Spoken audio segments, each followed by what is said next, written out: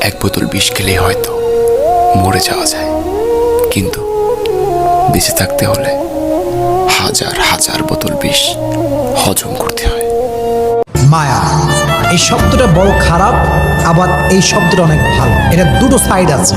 যখন আপনার একটা জিনিসের প্রতি মায়া লেগে যাবে, যদি এটা অতিরিক্ত পর্যায়ে হয়ে যায়, এক্সট্রিম লেভেলে চলে যায়, দ্যাট ইজ ভেরি ডেঞ্জারাস। কারণ মায়াটা মানুষকে তিলে তিলে তিলে শেষ করে দেয় মানুষের জীবনটাকে। জীবনটাকে সুন্দর করতে হলে প্রচুর টাকা ইনকাম করতে হবে, কারণ এই দুনিয়ার মানুষগুলো টাকা ছাড়া মূল্যই দিতে চায় না। সারা জীবন আমার কইরা গেলাম, আমার কেউ হইল না। যাদের জন্য কষ্ট করলাম তারাই আমায় চিনল না। এটাই হইতেছে পৃথিবীর নিয়ম, কাউকে কেউ মনে রাখে না। আপনি যতদিন টাকা কামাইতে পারবেন এতদিন আপনার সম্মান, ইজ্জত, সফলতার চূড়ান্ত সীমানায় থাকবে।